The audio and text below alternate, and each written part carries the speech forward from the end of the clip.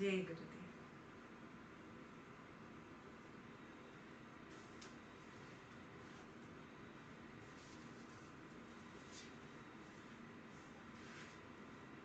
Good. Was the meditation good? Are you still able to follow the prana in and out, or has it all gone? Could you follow it? At least a little bit you've got it, no? The prana going in, yeah, going till your diaphragm, yeah, in between the chest cavity and the abdominal cavity. In between, till there it goes and then it comes out. And here it stops at about 12 fingers space in front of your nose, actually in front of your forehead. Has that little bit, have you become a little sensitive? Yeah, good. Now he'll take us deeper into the same. Yeah, till now you were just following the prana in and out. Yes, now he'll tell you to focus on the gap outside and the gap inside. So first we will read this entire page, understand what he is saying, yeah, and then we will again meditate and focus on that gap outside and the gap inside. Yeah. Page 243. Who's going to read? Louder. Can you hear me? Yeah. Hello?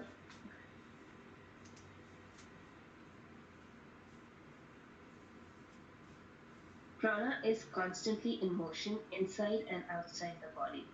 Prana is that vital air which is established in the upper part. Apana is similarly and constantly in motion inside and outside the body, but it dwells in the lower part.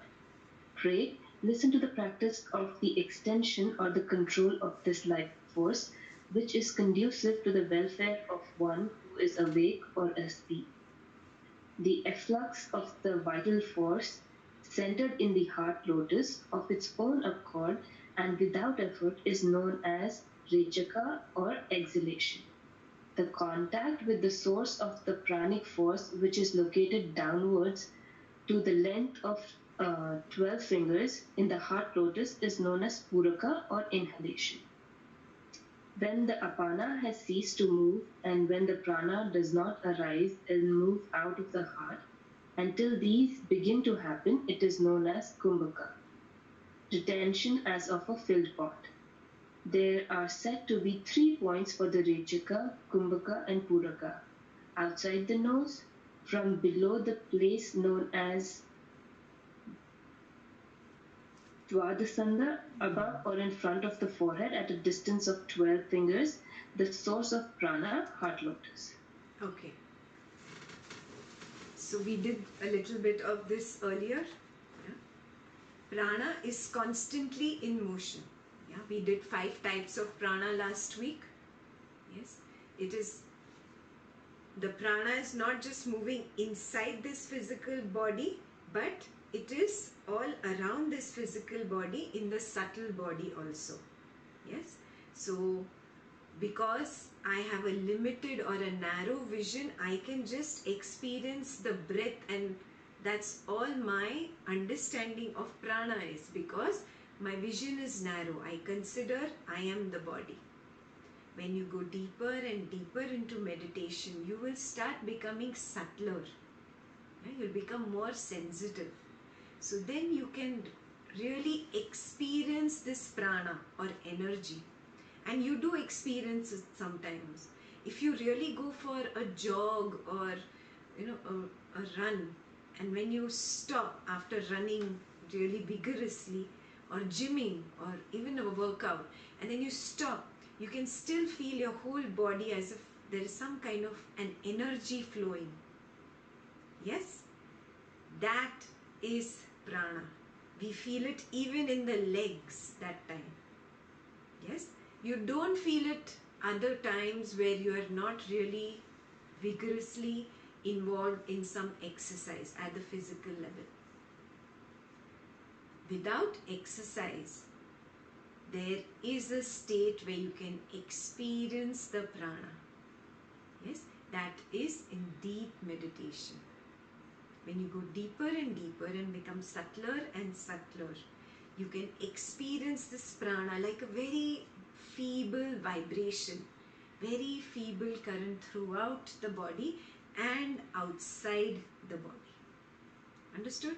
So when we are talking about here moving inside and outside the body, it means outside this physical body, but in this subtle body, yeah, which is Dwadashanta. Dwadashanta is 12 finger space all around me. It's like a balloon. Imagine I am a balloon, which is 12 finger space all around me. Yeah, that is my subtle body. And that's where you experience the complete flow of this prana going up and down. Clear? Yeah. Now let's understand this paragraph. Prana is constantly in motion inside and outside the body. Prana is that vital air. Now understand here, air actually means this force, this vibration I am talking about, which is established in the upper part. Apana is similarly and constantly in motion in the lower part.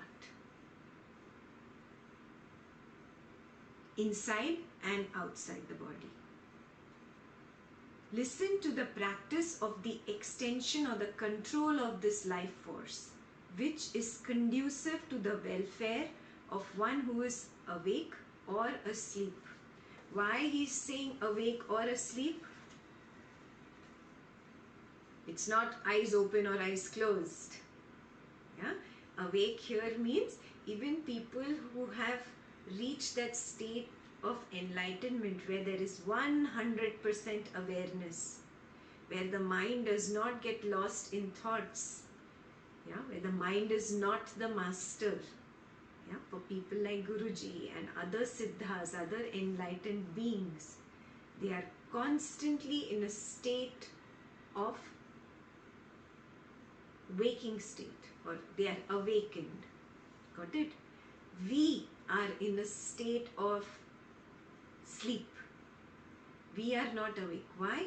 Because we get lost in our thoughts. Now see, it's just been 5 minutes since we started this session. In 5 minutes, how many things you thought about?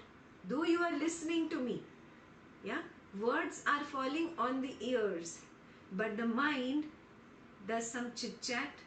Yes, it goes away, it comes back, it went to office, it went to the other room, it went to some noise that came from downstairs.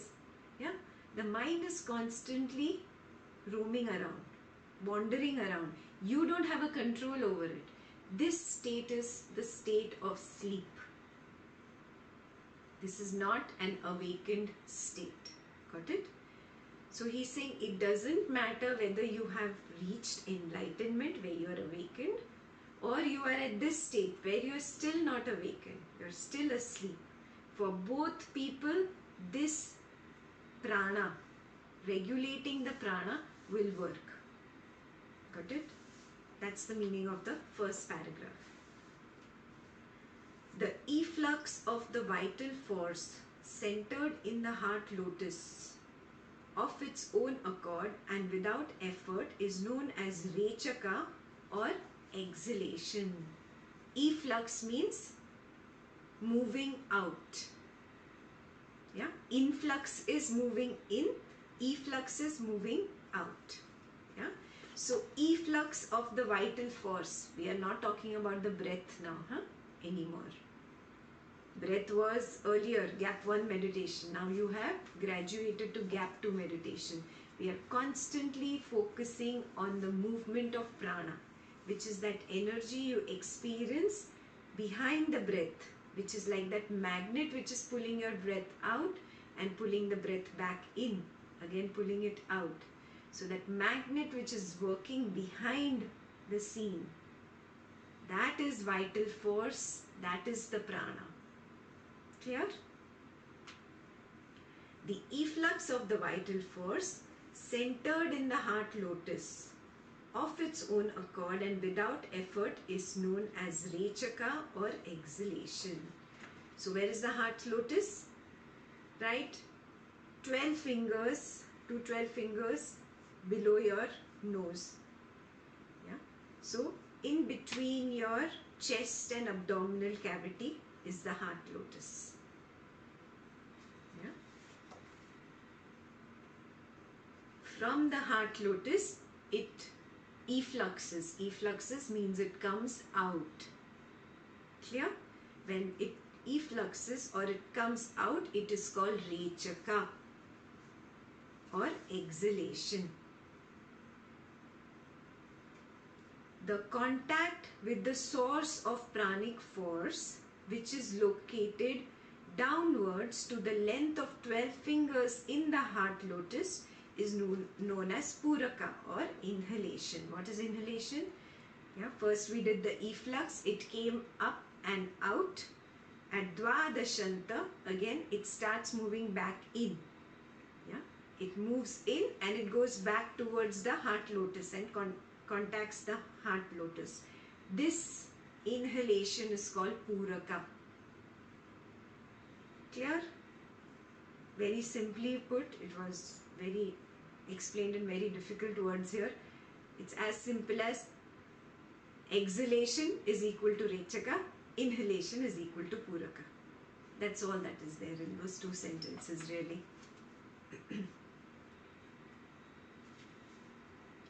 When the apana has ceased to move and when the prana does not arise and move out of the heart, until these begin to happen, it is known as Kumbhaka.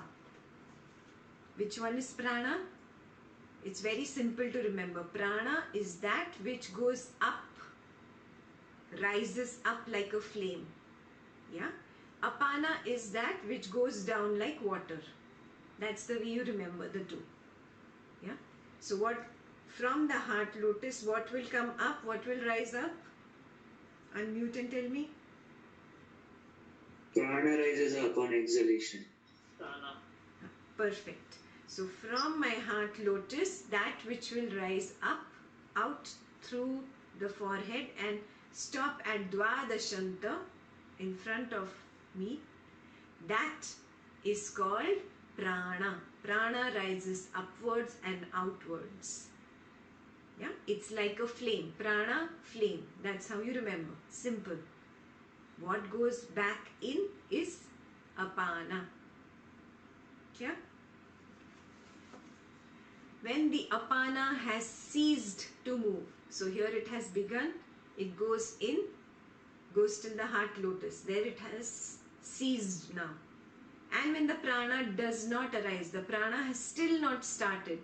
So there is the internal gap we have spoken about and we've practiced before.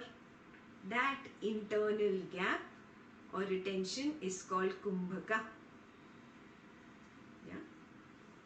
Ahead he'll also say there is Kumbhaka outside also, where obviously the prana rises and it stops here, but the apana does not begin. So this outside is called external Kumbhaka, which is again 12 fingers space in front of your nose. Yeah. At Dvadashanta, this is the external Kumbhaka, and inside the heart lotus is the internal Kumbhaka. Yeah. Now he tells you 3 important points. There are said to be 3 points for the Rechaka, Kumbhaka and Puraka. Rechaka is outside the nose and Kumbhaka is from below the place known as Dvadashanta, above or in front of the forehead at a distance of 12 fingers. So this is Kumbhaka. So Rechaka, Kumbhaka, and Puraka is the heart lotus in between the chest cavity and the abdominal cavity. These are 3 points. People get very confused with the 3 points and this Puraka and Rechaka as a process of inhalation and exhalation. Yeah? So understand that the 3 points are nothing but till where you call it Rechaka. From inside it's coming, from the heart lotus it's coming till the tip of the nose. Yeah, till here I call it Rechaka. From here it still goes till 12 fingers in front of me. This is called external Rechaka. Got it? So it's divided. From the heart lotus till the nose is Rechaka. So you can easily remember this point, tip of the nose, call it Rechaka. Here till Dwadashanta, it's external Rechaka. When it reaches Dwadashanta, what is it called? Kumbhaka. External Kumbhaka. External Kumbhaka. Now we are going to go back in. So let's read. What does he call it? Pray, listen to the natural and effortless movement of the life force at all times. The movement of the vital air up to the extent of 12 fingers from oneself constitutes Rechaka. That state in which the Apana force remains in the Dwadashanta, like the unfashioned pot in the potter's clay, should be known as external Kumbhaka. I explained this to you already. Yeah. From the heart lotus comes out till the tip of the nose is Rechaka. Yes. From tip of the nose till Dwadashanta outside, it is external Rechaka, which he says in the next paragraph. But then here the gap outside, he calls it external Kumbhaka. When the outgoing air moves up to the tip of the nose, it is known as Rechaka. When it moves up to the extent of the Dwadashanta, it is known as external Rechaka. When the movement of the prana has ceased outside itself, and as long as Apana does not arise, it is called external Kumbhaka.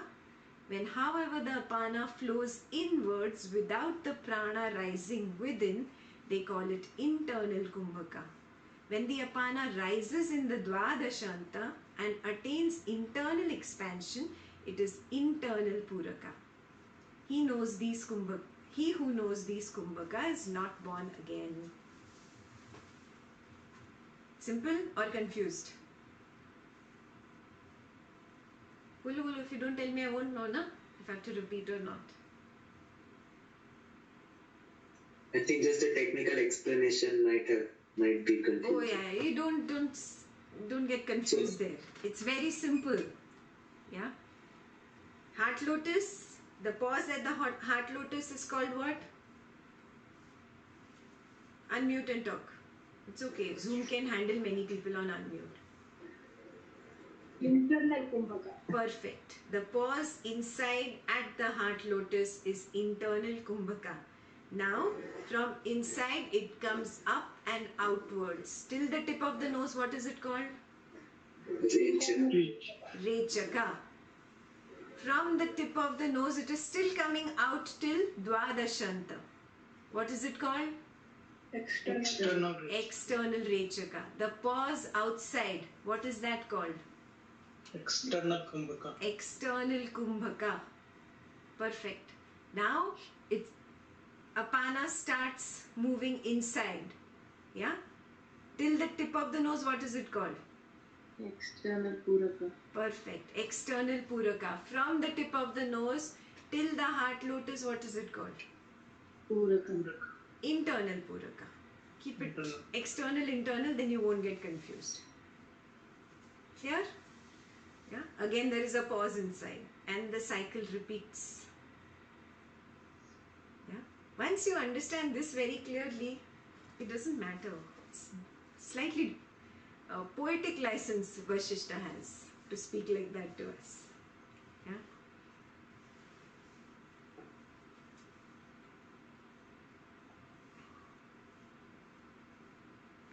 Again, I'll repeat it for you. Pray, listen to the natural and effortless movement of the life force at all times. The movement of the vital air up to the extent of 12 fingers from oneself constitutes Rechaka. That state in which the apana force remains in the Dwadashanta, like the unfashioned pot in the potter's clay, should be known as external kumbhaka. So far very clear?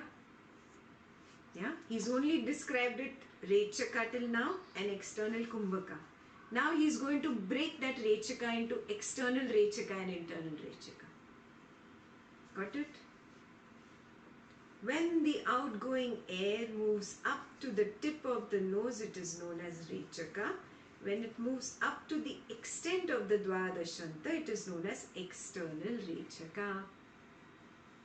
When the movement of prana has ceased outside itself, and as long as the apana does not rise, they call it external kumbhaka. When, however, the apana flows inwards without the prana rising within, they call it internal kumbhaka. When the apana rises in the Dwadashanta and attains internal expansion, it is known as internal puraka. He who knows these kumbhaka is not born again. Yeah. So this whole external puraka, internal puraka, external rechaka, internal rechaka, why this whole explanation is there? What is the most important? That kumbhaka part external and inside. Perfect. Perfect. The rechaka and puraka are not important here. They are just to help you reach that pause outside and the pause inside in the heart lotus. Got it? The most important part is this external kumbhaka and internal kumbhaka. So kumbhakas are the gaps. Kumbhakas are the gaps. Clear? The gap or the pause. Yes? So he says, one who knows these kumbhaka, he is not born again. How? Doesn't make sense to me. How? Kai sambandha? Because you are in total awareness. How? Explain. Because then the prana is with the self. That time it's not interacting with the body, I guess. Pure Okay. awareness. I think you explained this in the last Bhagavad Gita. I think the key word here is know. It's about knowing, rather than just understanding those gaps. It's about knowing them. That probably. Perfect. It doesn't matter physically where you experience the gap. Yeah?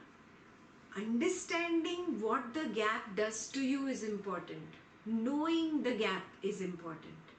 Knowing the kumbhaka.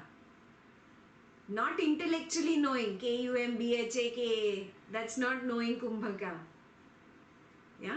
Not intellectually being able to write this answer down. That's not knowing kumbhaka. What is really knowing kumbhaka? When I sit and meditate and experience that gap inside and outside, and inside and outside, and inside and outside. After a while, my focus is only on the gap inside and outside. This interim rechaka puraka disappear. Yes? And you reach a point of no mind. Yeah? You remember he had done few pages ago, 100 pages ago almost, where he says cessation of the breath is equal to cessation of the mind. Yes? So what happens in this kumbhaka? External and internal kumbhaka, for a moment there's cessation of the breath. Yeah? Cessation of the breath is equal to cessation of life. Yeah? From where did life come? From my first I. I want to be something, when I said that in the pool of consciousness. From my ego, from my mind. So cessation of breath is equal to cessation of that I. The I drops. The mind drops in that pause, in that gap internally and externally. If you can manage to get that skill of just pausing in that gap, both externally, internally, after a few sincere practices of the external gap and internal gap, you will notice you've been able to take the no mind into the Puraka and Rechaka, Puraka, Rechaka. Automatically the no mind comes into it. And for a while, just focusing on that prana internally and externally can bring you to a state where for some time there was no mind. Yes, that is the epitome of peace that you can actually experience while being trapped in this physical body. Yeah? That no mind. Why is that important? You've noticed the mind is always lost in something. And what is it lost in? Either I like something, I dislike something, I want something, I don't want something. I love the person, the same person I love, I can start hating. Both exist. Yeah? This entire world is nothing but a game of opposites. Yeah? That is why it is called Dvaitam. The mind is constantly lost in opposites. Good, bad, right, wrong. This is the way it should be. This is not the way it should be. Yeah, and then your only mind says, oh, it's okay, let me do it this way. Then your only mind says, no, I should not do it this way. Have you noticed? You're constantly swinging, constantly swinging. This entire world is nothing but made up of opposites. Yeah, it's like a Maya Jal. The Maya is these opposites. The sensible person is one who does not tip to this side and does not tip to that side. Who comes in that state of no mind. That state is only in the center. Not jumping to this side, not jumping to that side. Now with knowledge, I understand this intellectually, but it's so difficult. Yeah? Knowledge, yes, everything goes in. But it does not stay. My mind does not listen to my intellect. My intellect says, stop this swinging between right and left. You're constantly swinging. You're not in the center. You're not established. I understand it intellectually, but how to do it? That's where meditation comes in. Got it? So, with knowledge, I understand it very clearly. I understand why I have to do it. Then my attempt in meditation becomes more sincere. Correct? Have you noticed that? If you don't understand something, you'll do it for a few days because you feel good, but after that the mind takes that also for granted and then doesn't want to do it anymore. Why? Because the mind has not understood it.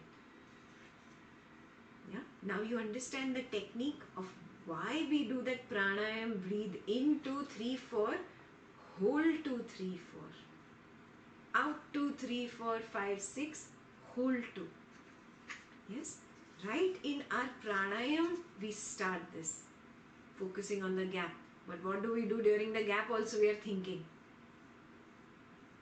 Yeah, so a conscious effort needs to be made to drop this dvandva. Yeah. So knowledge helps to this point where you identify, I am lost in dvandva. I am lost between right and left, good and bad, happy and sad. Till here knowledge helps me. After this point, meditation will help me. The moment I recognize, oh, this is foolish. I am lost in dvandva.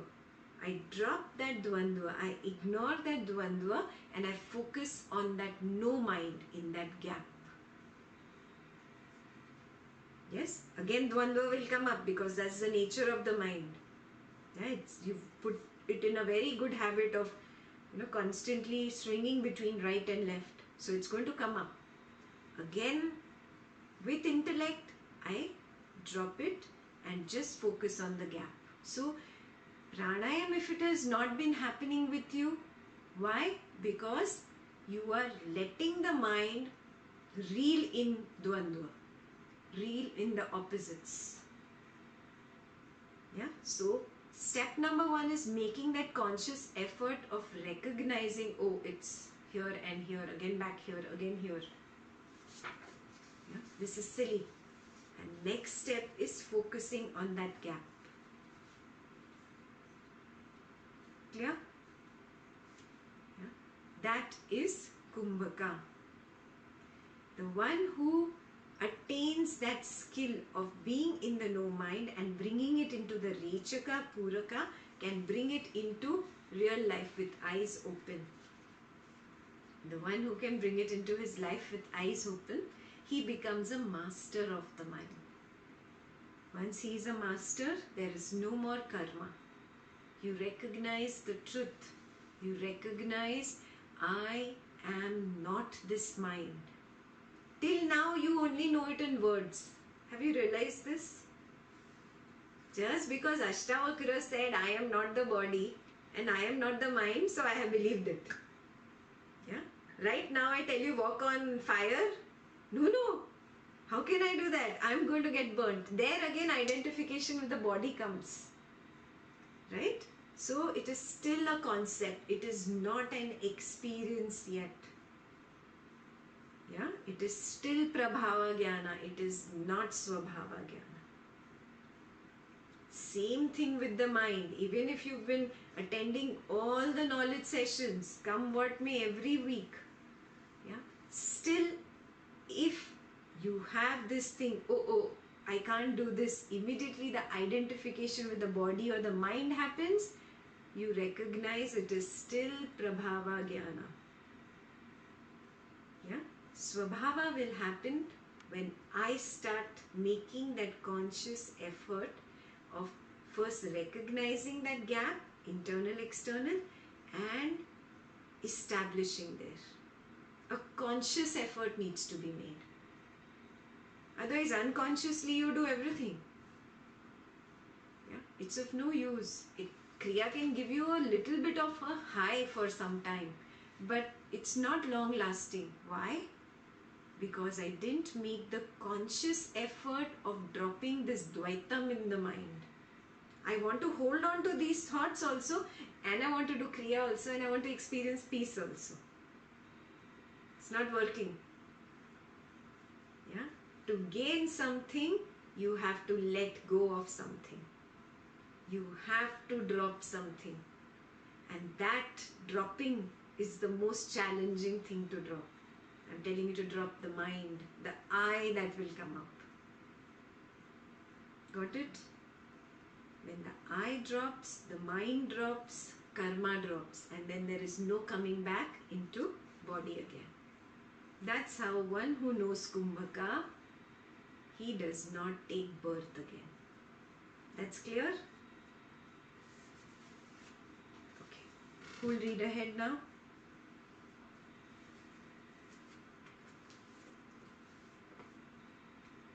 I can.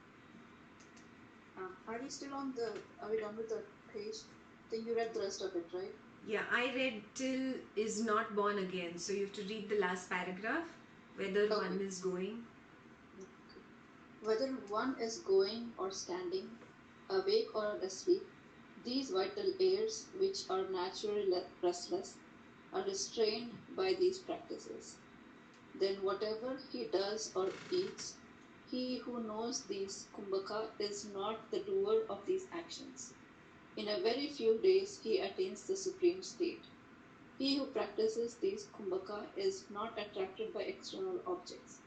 They who are endowed with this vision, whether they are stationary or moving, active or inactive, are not bound. They have attained that which is worthy of being attained. So whether one is going or standing, awake or asleep, basically it means whatever you are doing in life. It doesn't mean that only in 20 minutes of meditation you're going to experience this peace. Even in your daily routine, whatever you are doing, these vital airs which are naturally restless are restrained by these practices. Yeah? By just observing that Kumbhaka, I learned to bring that no mind state into my Rechaka and Puraka also. When I learned that skill of bringing that no mind state from the pause into Rechaka Puraka, I carry this into my routine, into my daily life. Yes, and thus the movement of the prana gets restrained. Why does that movement of prana need to be restrained? Because movement of prana is movement of thought. You remember? Yes. Movement of prana should only be to the point where I am the boss. Yeah. Where this body needs to work, it needs to bring the breath out and back in. It should work till there. Yeah. But it should not be able to move my thoughts up and down, right and left. Yes. Because that is what creates the Dvaitam in me. That part is where restraint is required. Yeah? So, you remember doing this? Yeah? This prana is that which moves up and down. And when it moves up and down, it moves my breath in and out in the body, and it moves the thoughts up and down. This creates Dvaitam here. Yeah? So I need to restrain my prana where this mind is concerned. Clear? When I restrain my prana just where this mind is concerned, I come to a state where I stop creating karma for that body. When I stop creating karma for that body to exist, I will stop the cycle of birth and death. I will not come back into body again. So it starts here and it moves here. Cessation of thought leads to cessation of birth and death, or coming back into body. Yeah, now your mind is going to be alarmed. Boss, this means your death. You're not coming back. This is the biggest resistance that every sadhak experiences on this path, remember. Yeah. Biggest obstruction, because there is only one problem. The problem is I came out of the consciousness. I want to be this. I want to be that. That's how the entire cycle began. So the biggest fear is of the dissolution of the I, the falling of the I, the cessation of the I. Are you getting this? Yeah. And that is why the mind will pull you away. The mind will pull you into Dvaitam, because it does not want to end the body, because the mind does not know what lies beyond. Once this body falls off, I have no idea if I am going to be alive. I have not seen the other side. I have just heard it. Who knows? Yeah, mind will come up with all these things because the mind does not want to die. Are you seeing this? This is the biggest obstacle for a sadhak on the path. When the sadhak understands this very clearly, the mind resists big time. Yeah? So you are going to start experiencing that now. Yeah? It will not let you meditate. It will not let you do kriya. But your strength is in focusing on your goal. Your goal is that state of no mind. This whole mess up that I have created for myself, this cycle of birth and death, I need to come out of it as a master. No more be a slave to the cycle. Yeah? And don't worry, if you still want to come back, you can come back in body. Yeah? That time it will be by your choice. You will choose. Just like a guru does. He chooses. He's a siddha. He doesn't have to come back, but he comes back to help us all reach this state. For him, it is just compassion. Yeah. He's completely in love with the entire creation because he recognizes all this is just that same consciousness. There is no difference. Clear?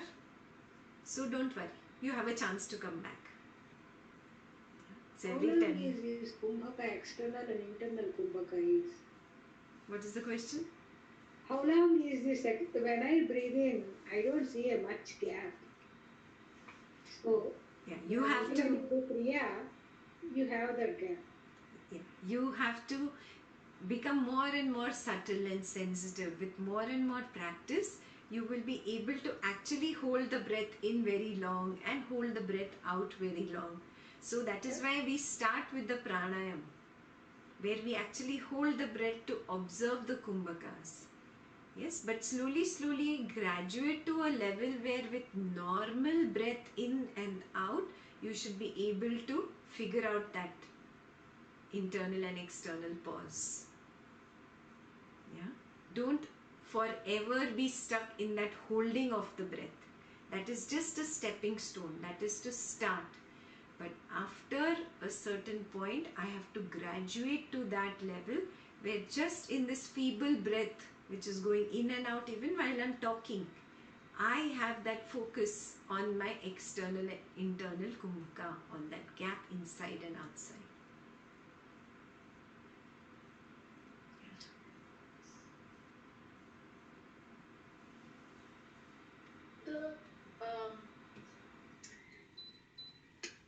From the last session to this session, it seems that this whole breathing part is doing the stuff for us for the subtle body, right? And we're trying to go to the self. So breath is the means from the subtle body to go to the self. Yes. Kumbhaka is the self. Kumbhaka is the gap where the mind will cease to exist. Now understand this. Breath is at the physical body level. Prana, which is that magnet moving the breath, is at the subtle body level. Right. So first, because I am not so, I'm very gross, I'm not so subtle, I look at what is gross, breath. From there, I learn the skill of figuring out, oh, this is the prana. Then you focus on the prana, you drop focusing on the breath. Now we hold on to the prana. Now in the prana movement, there is a pause. Oh, there is a pause here, there is a pause here. That pause is the connection to the causal body or the Purusha, the self. Exactly. So when you're saying that stretch that kumbhaka to stay in that causal body, then subtle body dies. That's the reason of even my physical body. Exactly. So then there is, as long as we have the physical body, then Acha. It's not a permanent, it's not like a permanent death yet. Because I have, say, another 30-40 years karma left in this physical body. Yeah. Even if I have attained that highest state right now, where I'm constantly established in the Purusha and the mind has died. Right. These next 30-40 years, I will still, because of my karma, have to be in the body. But I am not a slave of the mind anymore. I use the mind like a tool. When I need to put 2 and 2 together and make it 4, that's when I pick up the mind like a hammer and hit the nail in. And after that, I throw that hammer away. It's gone. It doesn't keep 2 and 2 is 4, 2 and 2 is 4, 2 and 2 is 4. That doesn't happen. Are you seeing what I'm saying? I become a master of it. Yes? So you've reached the stage of a siddha while still living. Okay, Jivan Mukta. We learnt this. Yeah, Janaka was a Jivan Mukta. While living in the body, you reach that state. When you leave the body, when you depart, then there is no bondage of coming back. You don't have to come back. Okay. You're basically loosening or the hold of the subtle body. Absolutely. Absolutely. Because subtle body is the cause that said I, Yes. the first I, and then it says I want. The desire came out from the subtle body, and that desire multiplied and multiplied and multiplied, and this entire drama was created. Yeah. So now we have to cut the drama. It's like going back, taking those steps back. Cut the drama, then cut the desire, then come to the I, then cut the I. That is the most difficult part. That still does not happen. Even at the Siddha level, there is a subtle I still there. Yeah, that I goes only when you go higher, to the higher lokas. Yeah, beyond the Siddhas, when you rise higher, you drop the I even. Living as if I do not exist. Yeah, where there is no I, there is no desire. There's just shunyata. Buddha called it nothingness. Yeah? He said, I is like the walls of this room. I have created all these identities and I have encased the space within. The space is here anyways. Even if I break all these four walls, the space remains. Yeah? That's what is shunyata. You are that Brahman consciousness, but you have trapped yourself in the external four walls of I and I this, I that, I desire this, I want that, I don't want that. The moment all these four walls drop, what remains is just pure space, is shunyata. Intellectually, to understand prana, cessation of prana, cessation of thoughts, but yes, you have to practice it. That's what. See, mind has a limitation. Beyond a point, it cannot be explained. And it's not required. Knowledge has served its purpose. It has brought you so far. Take your mind back to what you were 3, 4, 5, 10 years ago before you started this journey. Knowledge has done its job. So many concepts drop, so many ideas drop, so many wrong things we were doing, so many negativities I was collecting, we dropped. Knowledge has done its job of dropping, shedding. Now you have come to that stage where you can be very close to the self. The conscious effort is required now. Yeah. That's why this chapter is called the chapter on liberation. Yeah. Before this was all jnana. There was dispassion, there was all about the creation, then evolution of the creation, then destruction of the creation. Everything is done.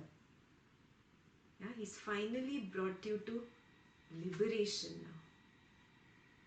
Yeah, it's a real journey. If you can really follow Vasistha and practice it to the T.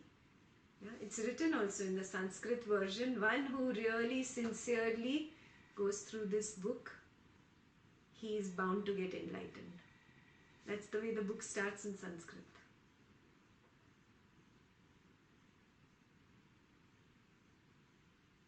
Clear?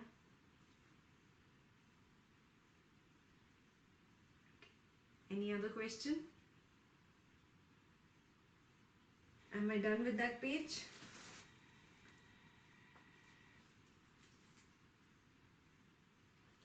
Then whatever he does or eats, he who knows these kumbhaka is not the doer of those actions.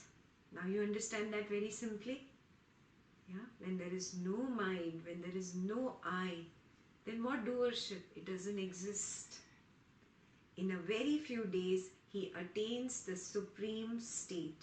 He who practices these kumbhaka is not attracted by external objects. They who are endowed with this vision, whether they are stationary or moving, active or inactive, are not bound. They have attained that which is worthy of being attained. Clear? Now one page is so heavy, right? Okay. So now we will practice again. For 10 minutes or 15 minutes again, we will practice. This time, stop focusing on that rope-like prana going in and apana coming out. Don't focus on that. Now focus on the gaps, the end point of where that prana or apana end on both the sides, internal or external. Yes? Do you like the Om music or do you like the chimes better?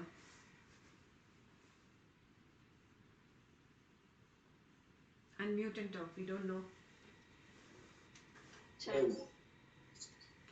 One person said Om, one said chimes. Use flute. It should not matter only now. Raga, Dvesha here only. Raga Dvesha. Preference. Achha. ठीक है. We did Om in the beginning, na? So let's do chimes now. I was going to do flute. I do chimes. Acha, flute, okay. Whatever. Don't focus on the music. You focus on your breath outside and inside. Yeah. The music is just for the mind to, have that signal that you need to now shut up for a while. I am meditating, so stay away. Yes, that's all the music is for. You focus on the pause inside and outside. You can start now.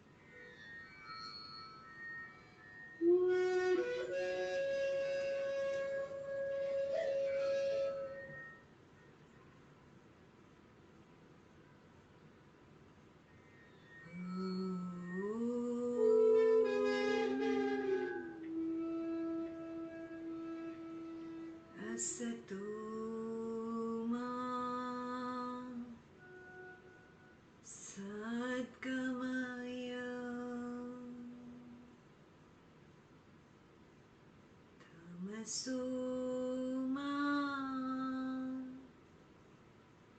Jyotirgamaya Mrityurmaha Amritangamaya Om Shanti Shanti Shanti.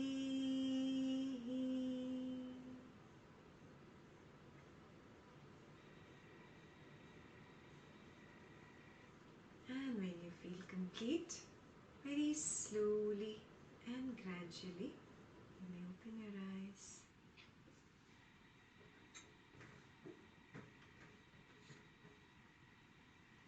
Could you do it?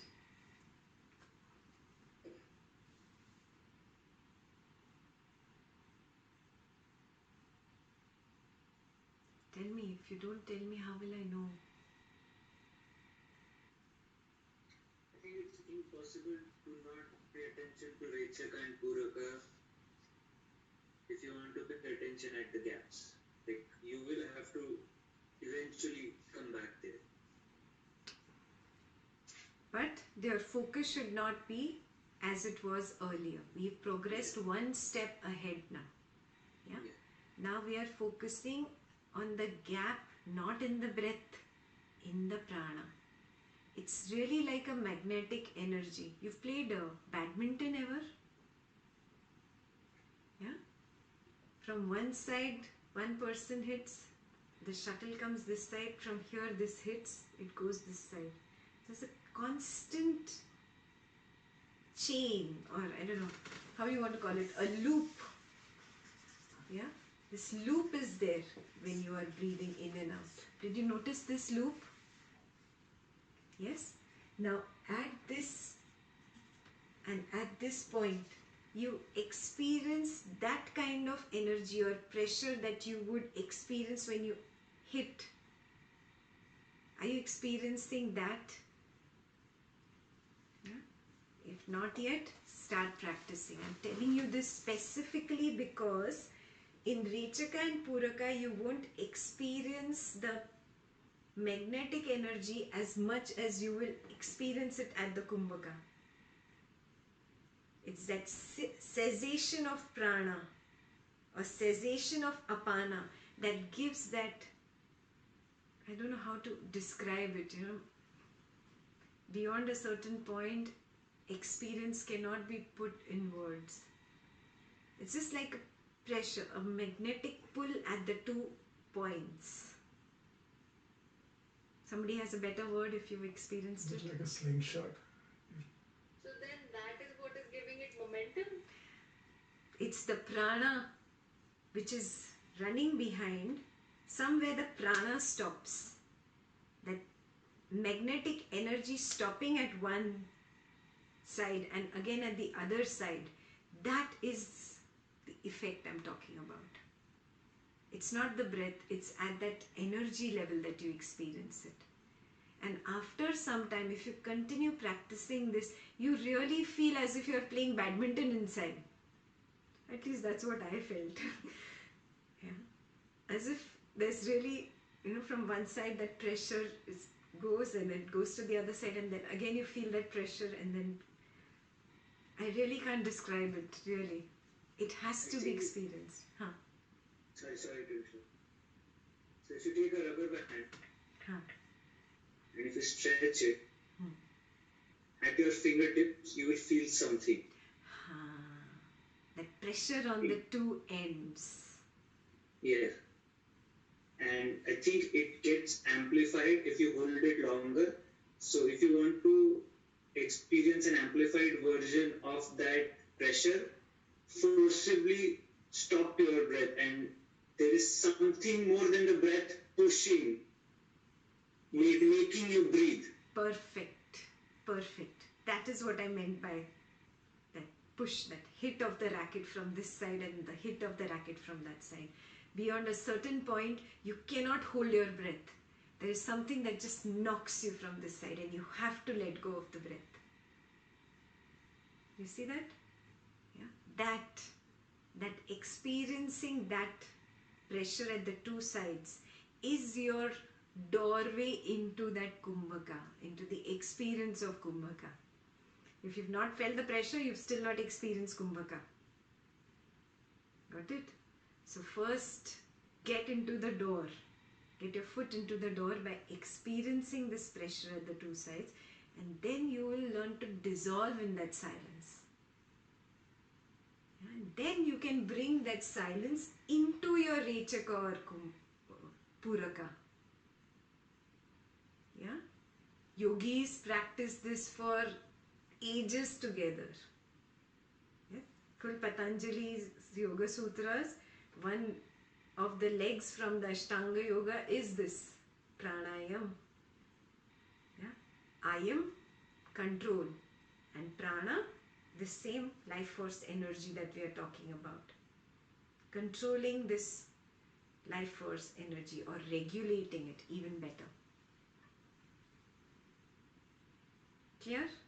So your homework for this entire week is every day 10-15 minutes, put on any music you like. It doesn't matter. The music is just so that your mind learns to, just shut up for some time.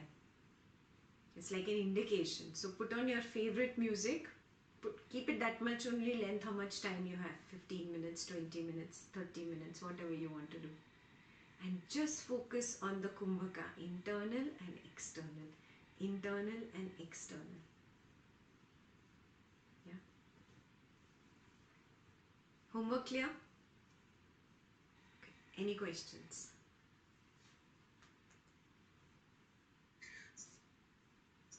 So from the words, I think the words that Vasistha is using and also what you started using has become so much on focus.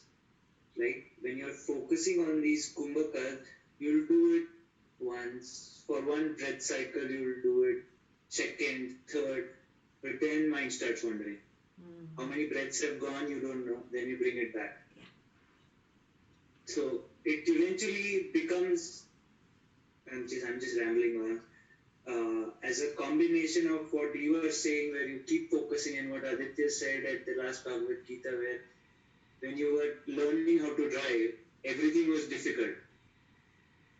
So now you have to focus on the words coming out from your mouth. Like eventually you have to learn how, when you learn how to drive, your focus will not only be on your steering wheel, but left, right mirrors, rear view mirror, and everything in front. Like, so that's the eventual goal, which begins with these 10 minutes not letting the mind waver. Yeah. Initially it is Purushartha which will get you to the pause, really. Purushartha itself means conscious effort. Yeah. Right from, I think, the first 2-3 pages he started teaching you about Purushartha. Yeah. So it needs conscious effort. Your mind will waver, will go here and there. Yeah. Knowledge helps you to recognize, again I'm getting stuck in Dvaitam. Yeah, and my intention is to practice Advaitam, but I'm getting stuck in Dvaitam. I have to drop this. This is stupid. Yeah. The moment you have this recognition, you won't have it in these words. Words are just to explain that realization, that inner recognition. Yeah. It will help you drop the mind again and again and again and again. And slowly, your kumbhaka will increase. Yeah. This happens only with constant effort. Yeah. So start practicing this, because ahead he explains more. So to get that, we should get this at least, no? Now. Yeah. So practice every day. Come what may, 10-15 minutes.